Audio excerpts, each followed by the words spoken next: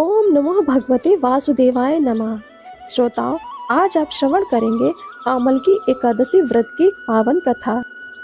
आमल की एकादशी व्रत से मिलता है 1000 गोदान का पुण्य। जाने ये कथा महत्व।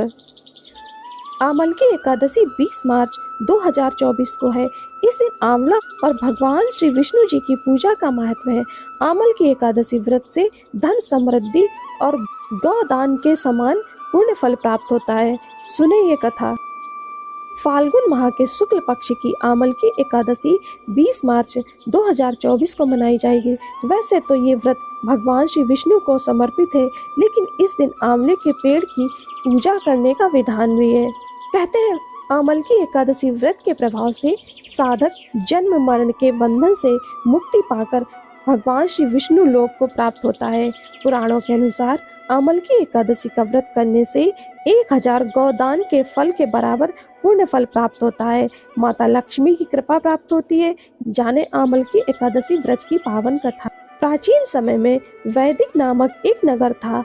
यहाँ चैत्ररथ नामक चंद्रवंशी राजा का राज था।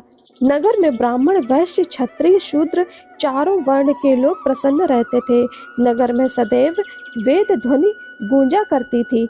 इस नगर में सभी विष्णु भक्त थे और एकादशी का व्रत जरूर करते थे। एक बार फाल्गुन शुक्ल पक्ष की एकादशी आई। सभी ने पूजा कथा कर रात्रि जागरण किया। तभी वहां एक शिकारी भी आया जो महापापी और दुराचारी था। शिकारी ने किया अनजाने में एकादशी व्रत। भगवान श्री विष्णु की कथा तथा एकादशी महात्म्य सुनने लगा। इस प्रकार वह बहेलिये ने सारी रात अन्य लोगों के साथ जागरण कर व्यतीत की। अगले दिन वह घर गया और भोजन करके सो गया। कुछ दिनों बाद उसका निधन हो गया। शिकारी के अनेकों पापों के कारण वह नरक का भोगा बनता, लेकिन उससे अनजाने में हुए अमल की एकादशी व्रत के फल स्वरूप अगला जन्म राजा विदुरथ के यहाँ लिया। उसका नाम रखा वसुरथ। वसुरथ भी विष्णु जी की भक्ति करता था। देवी ने की राजा की रक्षा। एक दिन जंगल में रास्ता भटक गया। वह एक पेड़ के नीचे सो गया।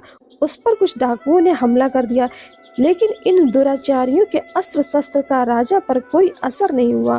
कुछ समय बाद राजा वसुरथ के शरीर में से एक दिव्य देवी प्रकट हुई और उन्होंने समूचे डाकुओं का नाश कर दिया।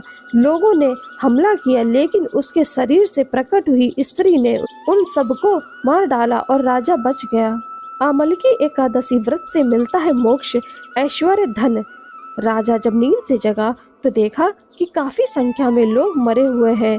तब आकाशवाणी हुई कि भगवान श्री विष्णु ने तुम्हारी रक्षा की है।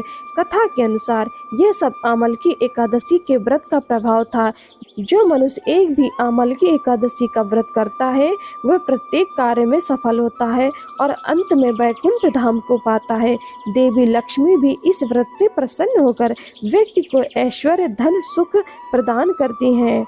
आमल की एकादशी व्रत की कथा संपूर्ण हुई। ओम नमो भगवते वासुदेवाय नमः। श्रोताओं, आप सभी का जीवन मंगलमय हो। हरे कृष्ण।